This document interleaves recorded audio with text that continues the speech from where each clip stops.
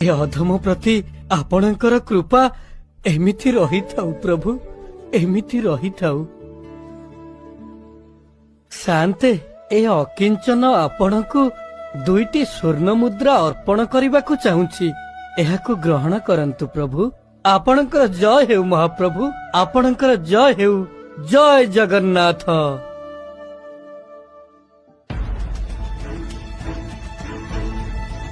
ଆରେ ମୁଦ୍ରାମୁଣି ମୋର କୁଆଡେ ଗଲା? ଏଥିରେ ତ ରଖିଥିଲି, ବାହାରେ ପଡିଗଲା କି?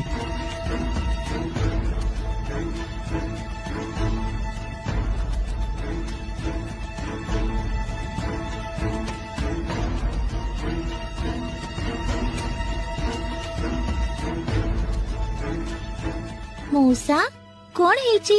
କଣ ଖୋଜୁଛନ୍ତି କି?